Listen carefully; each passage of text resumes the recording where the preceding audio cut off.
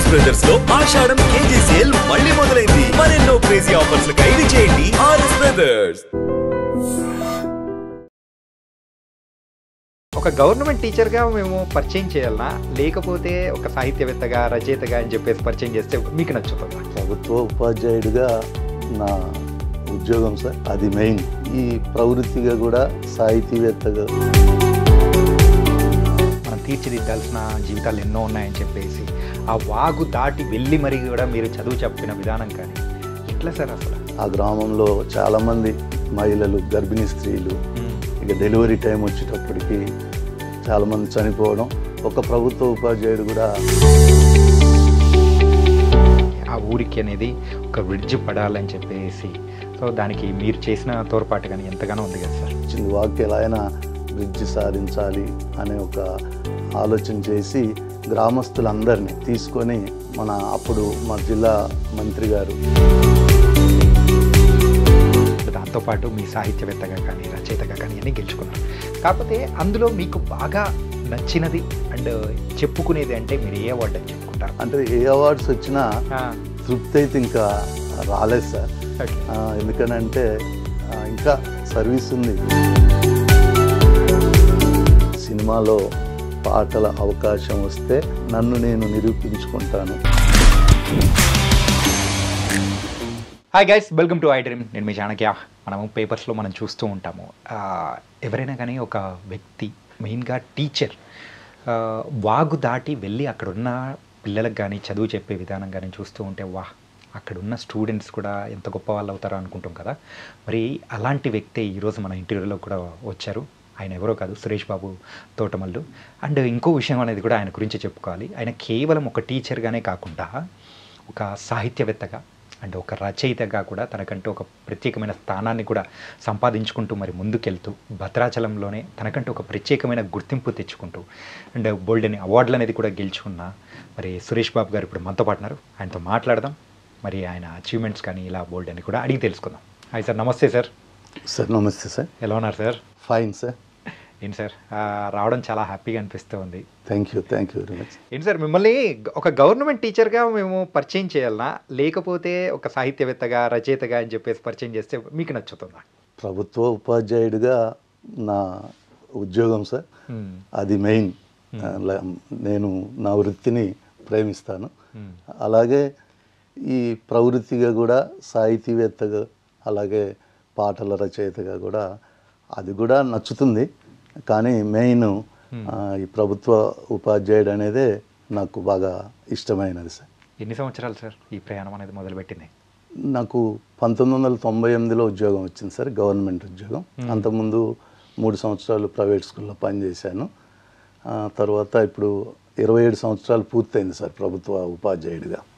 కానీ సార్, చదువు చెప్పాలి, మరి ఆ చదువు కోసము మనం ఎక్కడ ఆగకూడదు, అక్కడ మన కోసము మనం తీర్చిదిద్దాల్సిన జీవితాలు ఎన్నో ఉన్నాయని చెప్పేసి ఆ వాగు దాటి వెళ్ళి మరి కూడా మీరు చదువు చెప్పిన విధానం కానీ ఎట్లా సార్ అసలు? ఇంత కమిట్మెంట్ ఎక్కడి నుంచి మొదలైంది? అది కమిట్మెంట్ అనేది మా నాన్నగారండి, వెంకట్ మాస్టర్ గారు.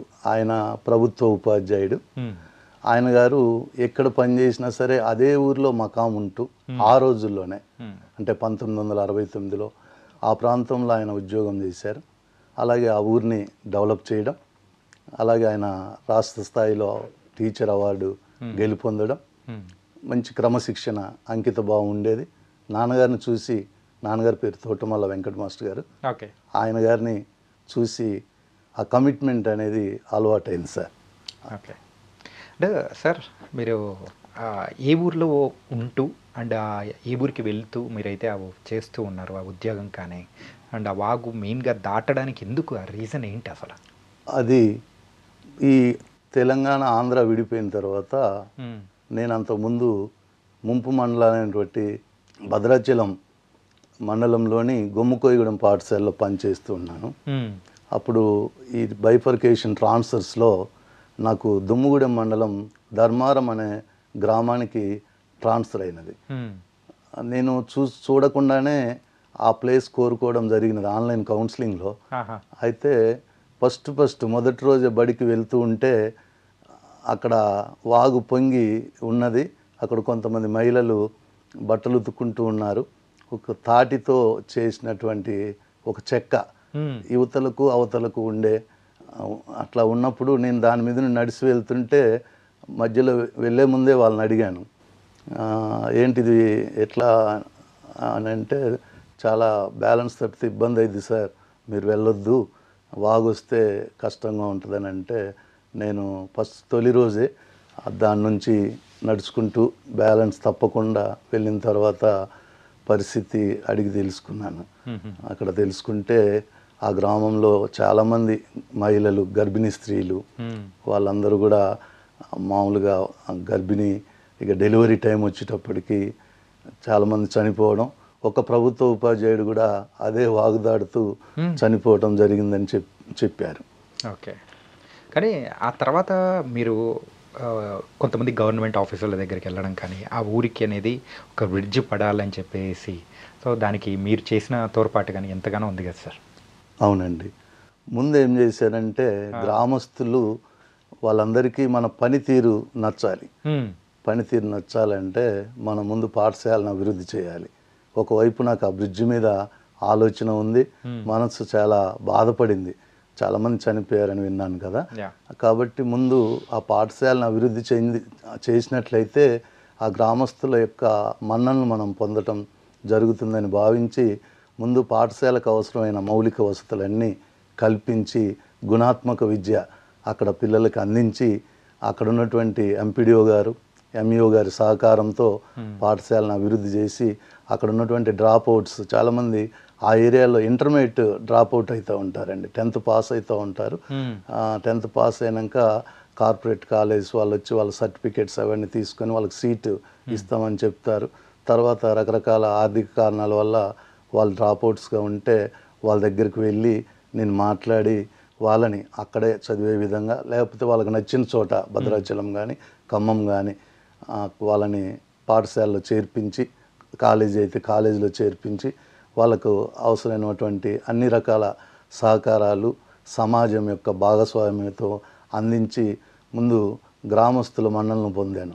తర్వాత ఎంబటే నాది దృష్టి బ్రిడ్జ్ మీదకి వచ్చింది. వాక్యాలు ఆయన బ్రిడ్జి సాధించాలి అనే ఒక ఆలోచన చేసి గ్రామస్తులందరినీ తీసుకొని అప్పుడు మా జిల్లా మంత్రి గారు తుమ్మల నాగేశ్వరరావు గారు అప్పుడు రోడ్లు భవనాల శాఖ మంత్రిగా ఉన్నారు. అప్పుడు ఆయన దృష్టికి గ్రామస్తుల సహకారంతో తీసుకువెళ్ళడం జరిగింది. అలా కాకుండా మీడియా మిత్రులు కూడా చక్కగా ఆ వాగుపై కథనాలు రాసేవాళ్ళు, దారేది ధర్మారానికి దారేది అని. ఆ కథనాలు అన్నీ కూడా చూసినటువంటి మంత్రివర్యులు తుమ్మల నాగేశ్వరరావు గారు స్పందించి వెంటనే 1,60,00,000 రూపాయలు బ్రిడ్జి శాంక్షన్ చేశారు.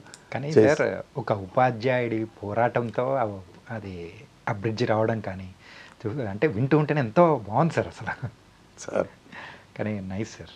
అలాగే మీరు ఎన్నో అవార్డులు గెలుచుకున్నారు ఒక టీచర్గా కానీ, అంటే దాంతోపాటు మీ సాహిత్యవేత్తగా కానీ రచయితగా కానీ అన్నీ గెలుచుకున్నారు.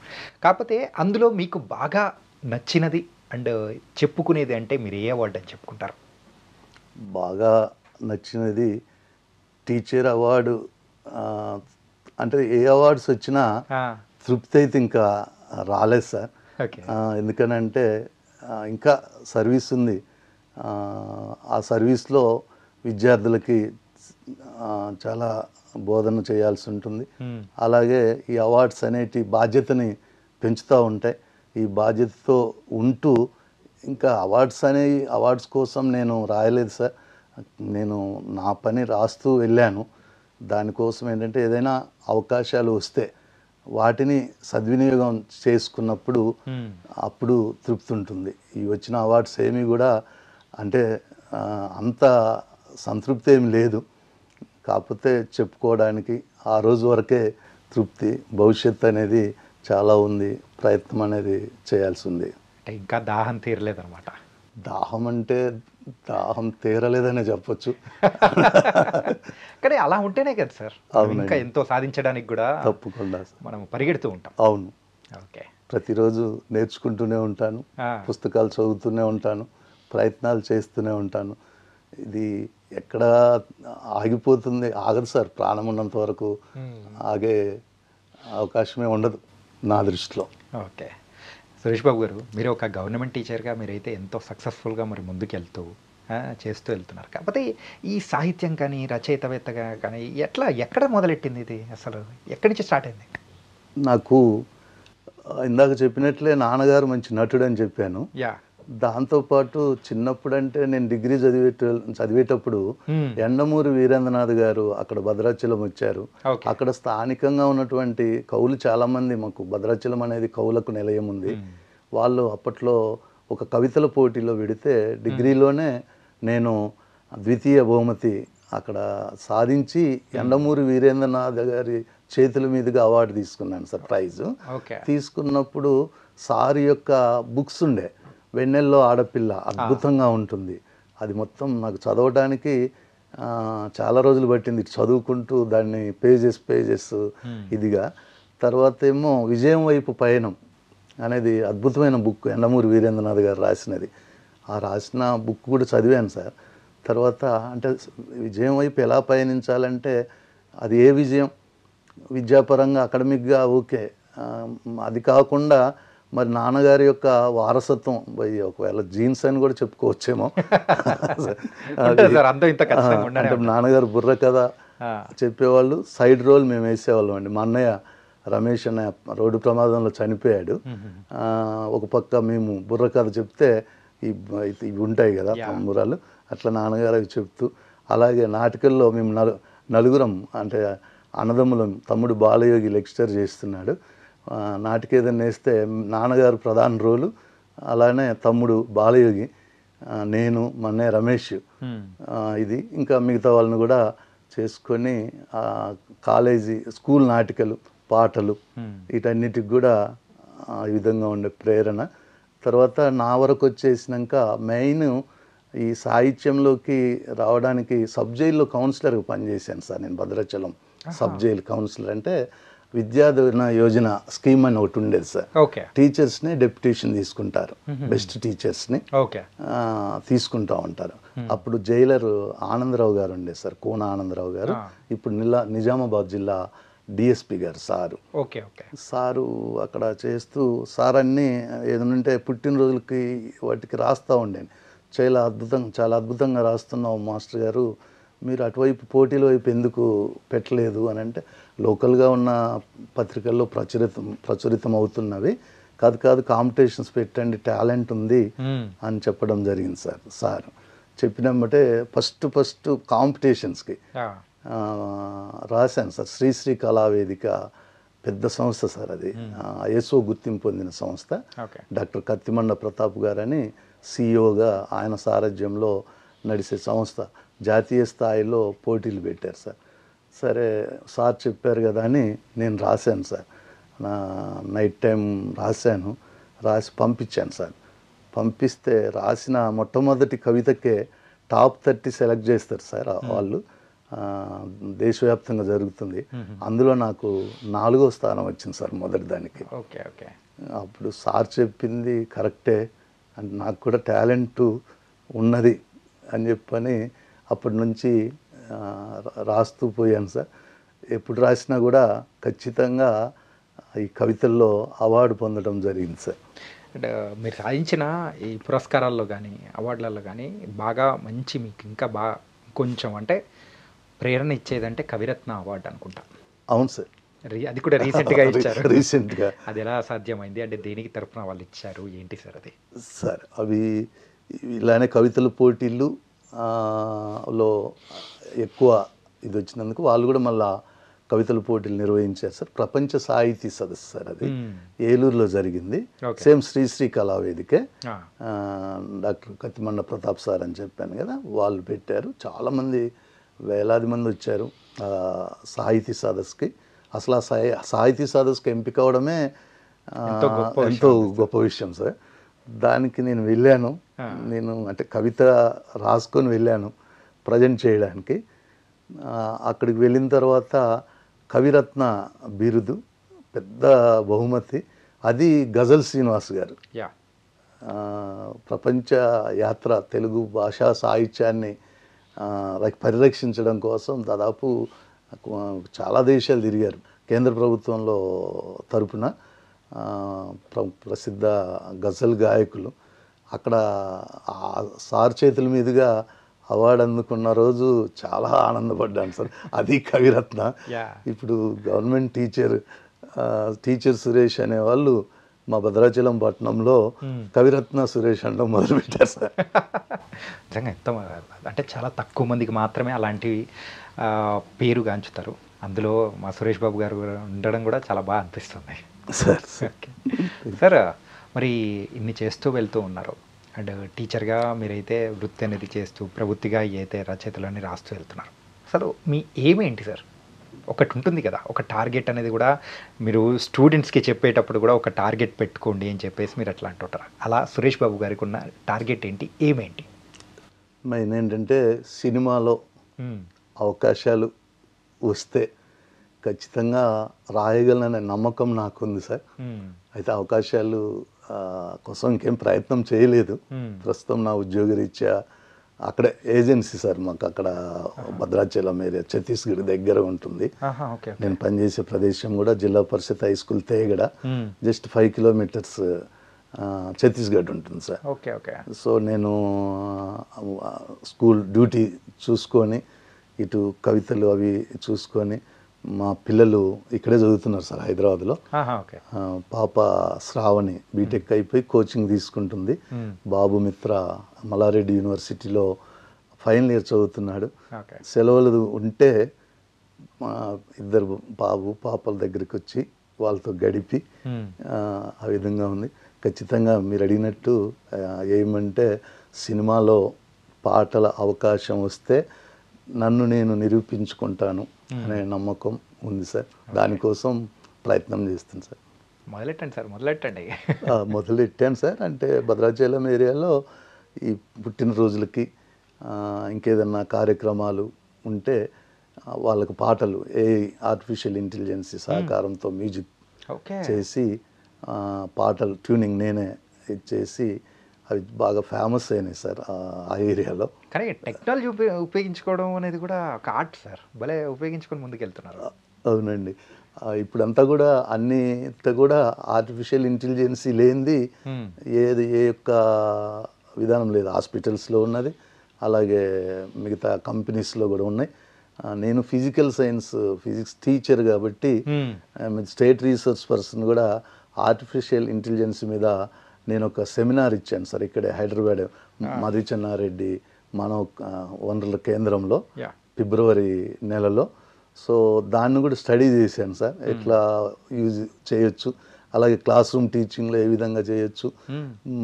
అలాగే ఇప్పుడు నేను పాటలు రాస్తున్నాను కాబట్టి ఒక పాట రాస్తే నాకు గానం లేదు సార్, అంటే పాడలేను అంటే. కాబట్టి గాయకుడు కాదు, రచయిత సార్. దాంతో మరి నాకు ఆ పాట నేను అది రాసి వినిపిస్తే అదంతా ఇదిగా వెళ్ళలేదు జనాలోకి. అందువలన నేను ఆర్టిఫిషియల్ ఇంటెలిజెన్సీకి ట్యూన్ ఇస్తే, మనం లిరిక్స్ ఇస్తే అది ట్యూన్ పంపిస్తుంది సార్. ఏ ట్యూన్ పంపిస్తే అందులో 10 రకాల ట్యూన్స్ వస్తాయి.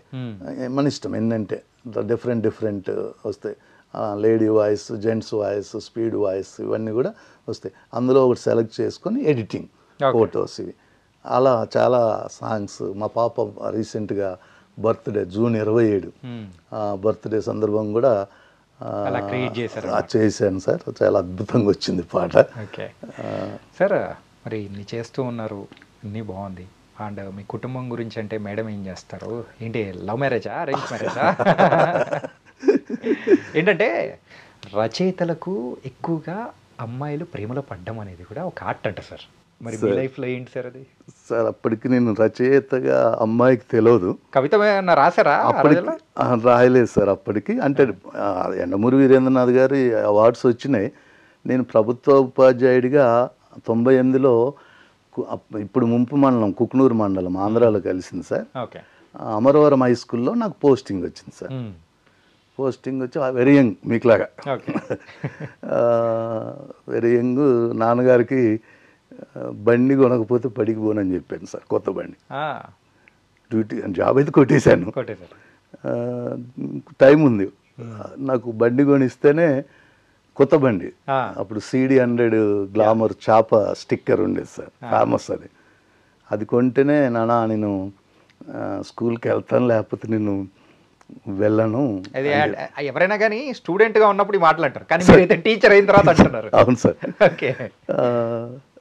అంటే అంతకుముందు అన్నయ్యకి బండ్లు ఉండే పాతవి, కవాసకి 4 స్ట్రోక్ అటువంటివి ఉండే, వాటి మీద తిరిగేది. కానీ జాబ్ వచ్చింది కాబట్టి ఇప్పుడు అడిగితే ఇస్తాడు నాన్న కంపల్సరీ అంతేగా అని చెప్పని అడిగితే పాపం తను ఏం చేశాడో ఏంటో తెలియదు, కానీ కొత్త షాప్ స్టిక్కర్ బండి ఇచ్చాడు. కుర్రోలంగా సార్, చక్కగా గెటఫ్ టక్ చేసుకోవడం, షూ వేసుకొని, అంటే ఎర్లీ ఏజ్లో వచ్చింది సార్ నాకు. 25 ఇయర్స్కే జాబ్ వచ్చినది. అలా వెళ్తూ ఉండేవాడిని. అక్కడ పోస్టింగ్ చేస్తూ ఉంటే ఇప్పుడున్న మా మిస్సెస్, ఆమెది 5 కిలోమీటర్స్ దూరంలో ఉంటుంది విలేజ్. తను ఆల్రెడీ అదే స్కూల్లో చదువుకున్నది, పాస్డ్ అవుట్. సో నేను వెళ్ళంగానే ఇక్కడ స్కూల్లో పాఠాలు చెప్తూ ఉంటే వాళ్ళ ఇంటి పక్క పిల్లలు ఉండేవాళ్ళు. అంటే తను చెప్పిన తర్వాత నాకు వాళ్ళు ఏంటంటే, సార్ వచ్చారు, సార్ చాలా బాగా పాఠాలు చెప్తారు, ఫిజిక్స్ చాలా మంచిగా, బండి ఇట్లా ఉన్నారని అంటే, అవునా అని చెప్పని ఆమెకి ఒక ఇదిగా ఉండే. ఆ క్రమంలో తను జస్ట్ ఒక 3-4 మంత్స్ తర్వాత ఒక స్కూల్కి నేను యాంకరింగ్కి వెళ్తాను సార్. అప్పట్లోనే యాన్యువల్ డే ప్రోగ్రామ్ ఉంటుంది కదా సార్, ఆ యాంకరింగ్లో తను వచ్చినది యాంకరింగ్. ఆ యాంకరింగ్ చేస్తూ నేను తను చూసి అమ్మాయి అంటే మనసులో మంచిగా ఉన్నది అని అనుకున్నాను సార్. అనుకున్న తర్వాత తను వాస్తవంగా నన్ను చూడటానికి వచ్చిందట. అక్కడ యాంకరింగ్ వస్తుందని చెప్పి జస్ట్ అక్కడ అట్లా చూసుకోవడం అయినది. ఆ తర్వాత మళ్ళీ కనిపించింది లేదు. ఒక 1 ఇయర్ తర్వాత మళ్ళీ దారిలో అక్కడ పరిచయం అంటే జస్ట్ పరిచయం, ఇట్లా నా పేరు విమల సార్, తన పేరు. ఓకే. చేస్తే ఆ తర్వాత ఇక మాటలు కలిసినాయి సార్. కలిసిన తర్వాత అప్పుడప్పుడు అక్కడక్కడ మాట్లాడుకోవడం ఇట్లా చేసిన తర్వాత చక్కటి తన భావాలు, తన నడవడిక అన్నీ నాకు బాగా నచ్చినాయి, కానీ చెప్పలేదు సార్ తనకి. తర్వాత తను చెప్పింది, నేను చూడకుండానే, అంటే 1 ఇయర్ అసలు చూడలేదు సార్ తను, 4 మంత్స్ బ్యాక్లో జస్ట్ అట్లా ఉంది, చూడకుండానే లవ్ చేసి ఇది ఉన్నది అని అంటే అన్ని అబ్జర్వేషన్ పెట్టాను. నేనేం మాట ఇవ్వలేదు, నేను జాబ్ కదా, అందుకని నేనేం మాట ఇవ్వలేదు తనకి. అట్లా 1 ఇయర్ అయిన తర్వాత అబ్జర్వేషన్ అంటే అబ్జర్వేషన్ ఏం కాదు, చక్కగా అన్ని లక్షణాలు మంచిగా ఉన్నాయి, పద్ధతిగా ఉంది, పల్లెటూరు నేను కోరుకున్న. అప్పటికే నాకు చాలా సంబంధాలు వచ్చాయి సార్, నాన్నగారు చేసినాయి, గవర్నమెంట్ ఎంప్లాయీస్, టీచర్సే వచ్చాయి. కానీ ఫస్ట్ నుంచి కూడా నాకు ఎందుకో చూద్దాం అంటే ఏది కూడా నేను ఈరోజు వరకే ఏం జరిగింది, భవిష్యత్తు అనేది మన చేతిలో లేదు కదండి. అందుకని అనుకున్నాక అమ్మాయి మంచిగా అన్ని విధాలుగా నచ్చి నేను ఓకే చెప్పాను సార్. ఓకే చెప్పిన తర్వాత ఇంట్లో నుంచి లవ్ మ్యారేజ్ కాదు సార్, ఇంట్లో చెప్పాను.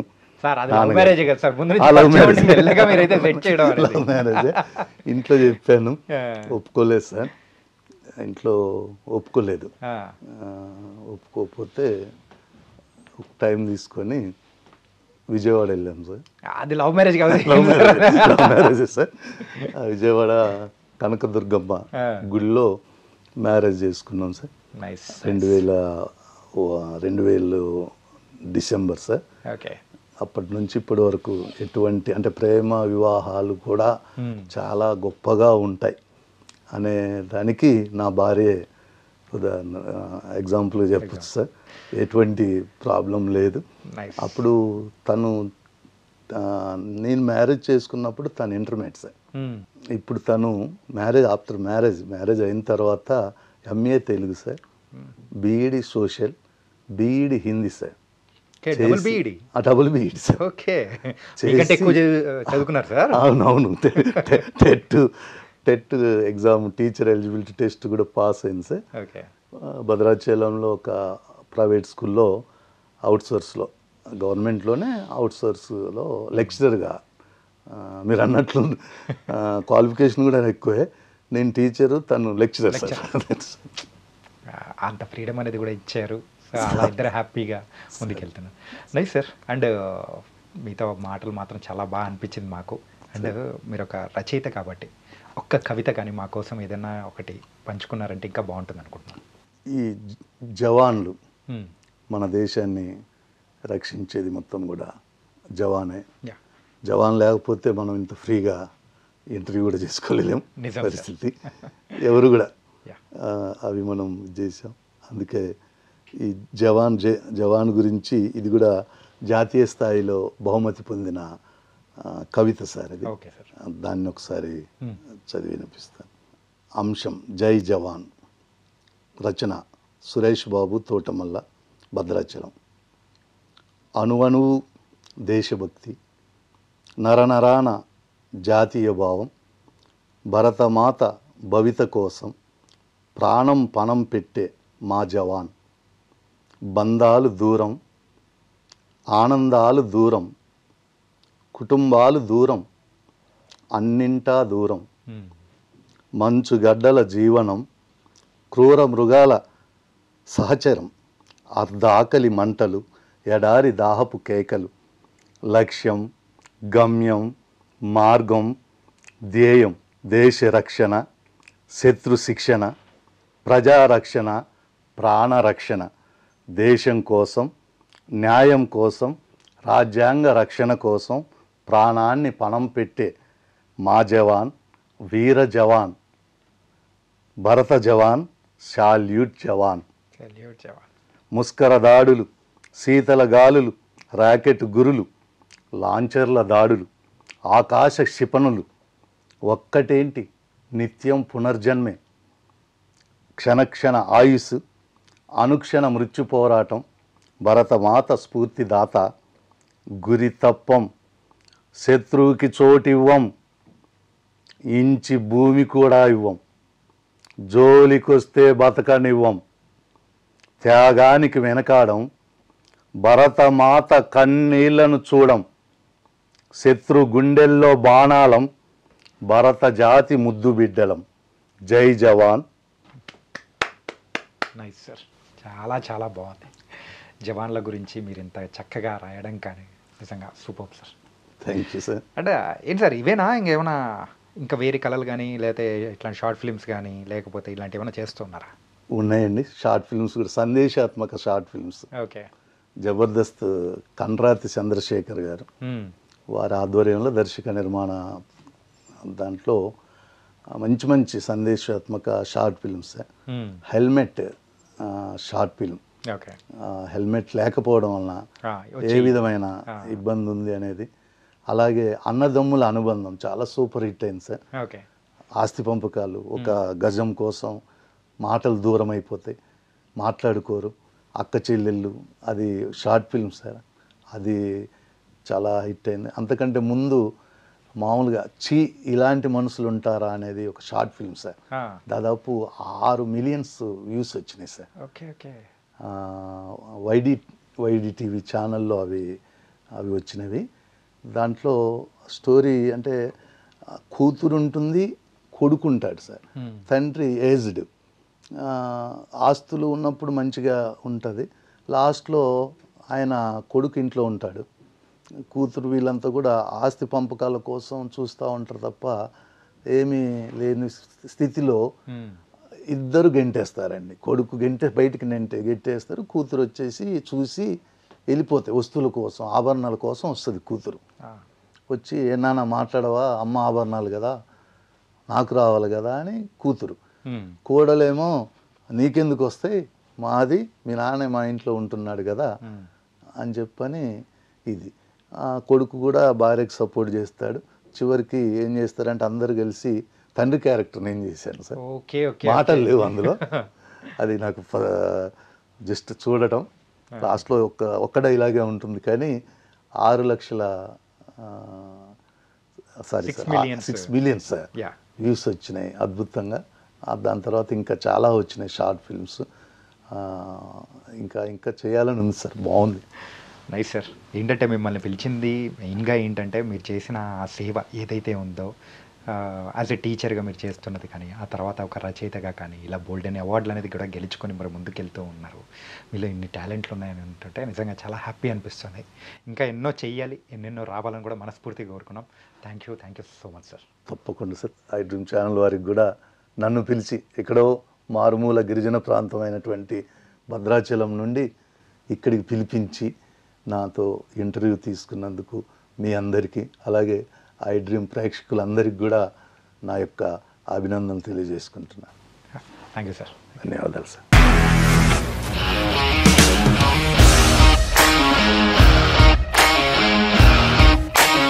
ఇండస్ట్రీలో కమిట్మెంట్ ఇష్యూస్ వస్తే నీకు కూడా వచ్చినట్టు మార్నింగ్ తీసుకెళ్ళాడంటే కొట్టి పడేశాడు.